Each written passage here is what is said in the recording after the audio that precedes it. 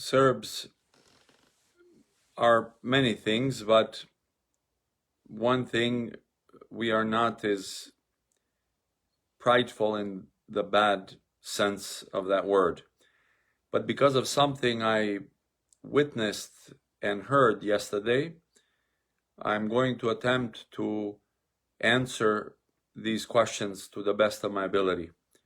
One thing was, I was standing in front of a World War I museum, one of the largest, if not the largest, monument in Indianapolis, Indiana.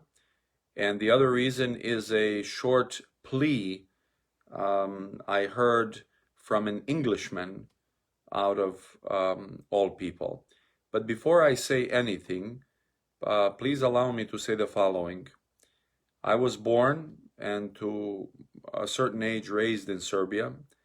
Therefore, I'm, as many people who know me, I'm very proud of being Serbian. In fact, very blessed to be Serbian. On the other hand, living here in America, I have to say, and I have said it and will continue to say, that I absolutely love this country. I love the people therein. I love many things about it. One of them, the fact that the whole world is within it, and it's one of the greatest experience a human being can have in this world. I am an American by choice. I am a Serb by birth and by choice. And one of the reasons I love this country is because it is my country. My God created it, and therefore it's my country. But let me say a few words who Serbs are and why we are who we are. When I was standing downtown Indianapolis, I was standing very near to a huge monument, one of the largest, if not the largest, monument of World War I. Within that huge building, there are 6 World War I generals, which are noted. Their pictures are in it. The flags of their countries are in it. And one of these world-class generals is General Putnik, yes, in Indianapolis, Indiana. The relationship Serbs have had with America, specifically in World War I and World War II, saving just over 500 American pilots from the Nazis in World War II, is absolutely amazing. It's unfortunate what happened later with the West and Serbia, but I will get to that in just a minute.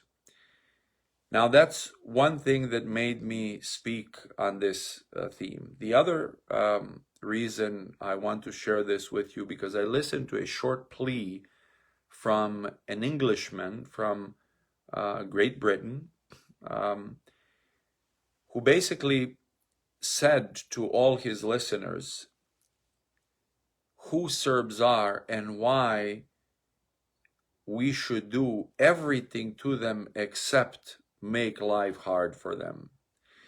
And he went back in history to 1389, reminding everyone of the Battle of Kosovo.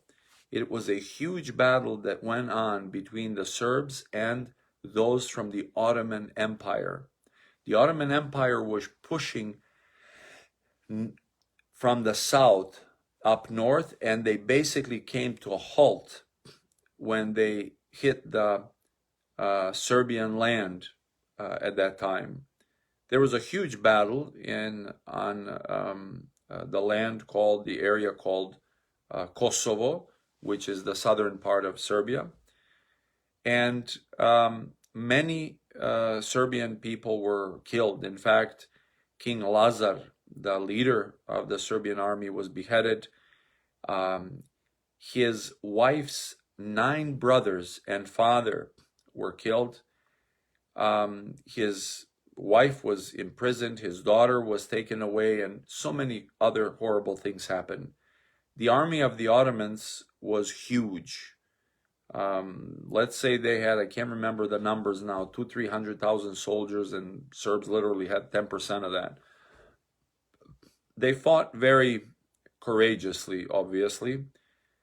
From our perspective, we won that war because we fought for the precious cross, protecting the precious cross and the golden freedom.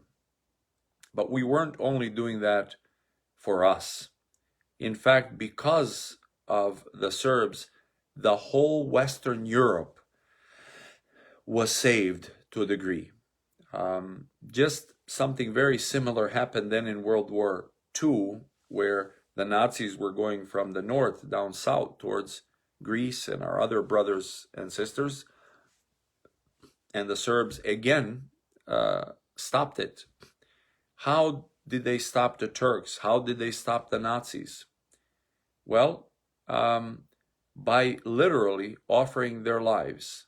Thousands and millions of Serbs died from 1389 until they were liberated from the Ottoman oppression.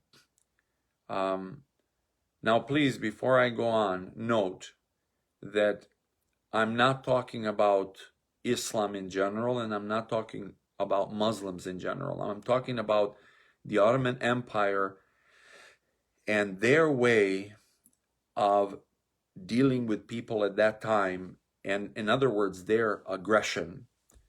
Horrible things happened. Serbs were imprisoned, literally, were slaves for 500 years. And in those 500 years, they weren't pleasant years. So many of them were killed. So many of them were tortured. And because it's very graphic, I can't even go into what kind of torture they went through. Their wives were taken from them. Their children, up to a certain age, were taken to Istanbul, educated as their soldiers, and then sent back to Serbia to kill their own parents, grandparents, brothers, and sisters. Horrible things happened. But they were that living wall between the south and the north, between the east and the west. And this is why this Englishman was basically blaming the whole Western Europe for not remembering what the Serbs have done for centuries. And if they didn't do that, what Western Europe would look like today. Yet, in the 20th century, the whole Western Europe, for the most part, voted to bomb Serbia. In fact, even to this day, the whole Western Europe continues to vote that Serbian lands should be taken away. And this is what this Englishman is saying. Please, brothers and sisters, he said, let us finally repay these people and protect them and their lands. And not their lands because they need more land, but because they're lands which possess holy places, like the holy churches and monasteries in, for example, Kosovo. This is why it is awesome to be part of such a nation. This is why I am proud to be a Serb.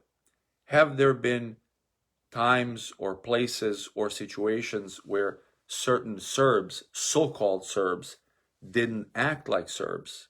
Yes, of course. Living people, sometimes crazy people, sometimes crazy circumstances.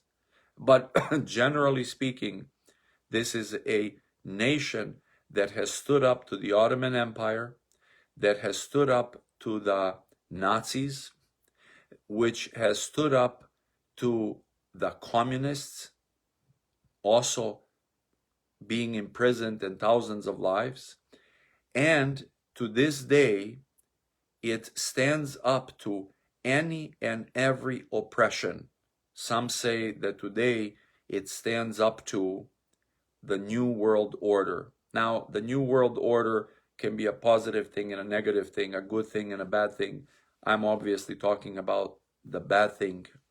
And this is why to this day, the Serbs are a thorn in the eye of the West. Only because they are standing up for the precious cross and the golden freedom. Now, all of this which I have mentioned has made us to be the people that we are. And we thank God for that. We thank our ancestors for that. And we never forget that our nation, unlike any other nation out there, was formed by and from the time of accepting Christianity. So our nation cannot be divided from our faith. When we say that we are Serbs, that means that we are Orthodox Christians. And if one is not an Orthodox Christian, one is not considered a Serb. This is who we are and why we are who we are. May God bless all the nations. May God bless all the faiths. May God forgive those who do not understand this which this Englishman said and this which I'm sharing with you. And may God change the hearts of all our enemies, but especially the hearts of our friends.